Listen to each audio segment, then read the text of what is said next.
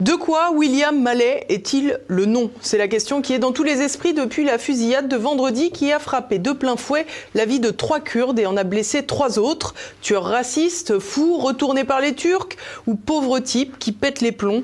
Réponse tout de suite. Et si l'injustice conduisait à plus d'injustice?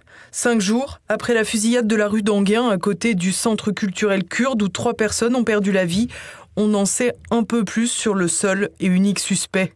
L'homme de 69 ans serait donc un certain William Mallet et rien d'autre. Un Français modeste, comme il y en a tant. Retraité de la SNCF depuis 20 ans, William Mallet est aussi un homme solitaire. Il n'a pas d'enfant et se présente comme un célibataire endurci à qui l'on ne connaît aucune compagnie féminine. Une misère affective qui ne l'empêche pas de vivre. Il mène sa vie professionnelle jusqu'à conduire le TGV. Il fait du karaté.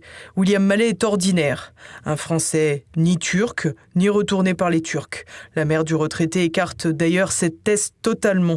Il n'a jamais été sous quelque influence turque que ce soit.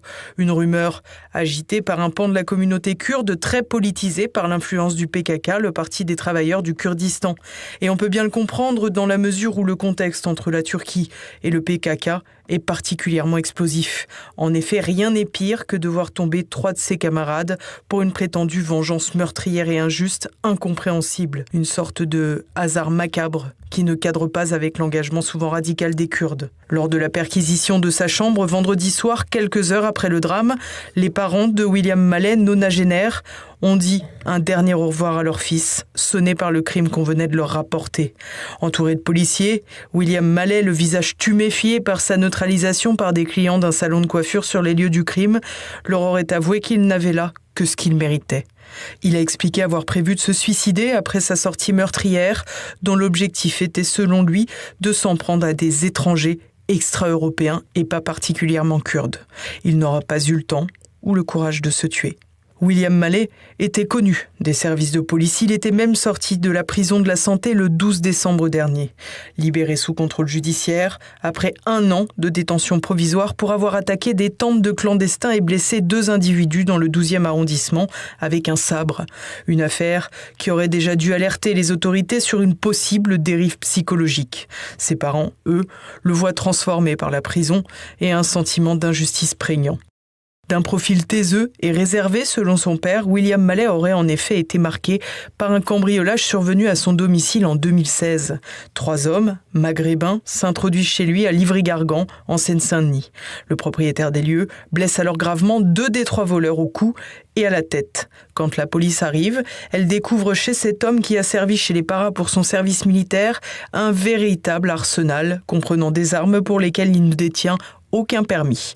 Le cambriolage se terminera donc avec des ennuis pour lui pour détention d'armes sans autorisation légale. De là naîtra alors chez lui un racisme affiché. Pour la mère de William Mallet, c'est le moment où quelque chose a changé chez son fils. Pour elle, l'attaque contre les étrangers de vendredi dernier est liée à cette affaire qui a provoqué un désir de vengeance disproportionné.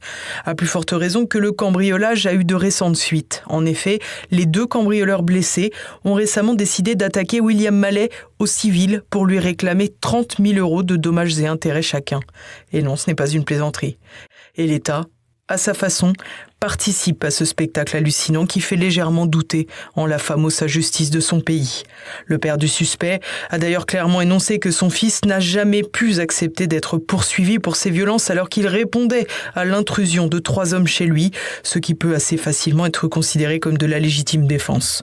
William Mallet avait aussi un penchant pour les armes à feu. Il était d'ailleurs inscrit à un club de tir et a remporté un titre de champion de Paris lorsqu'il était adolescent. Depuis sa condamnation pour l'agression sur le camp de clandestins, il n'avait toutefois plus le droit de posséder d'armes.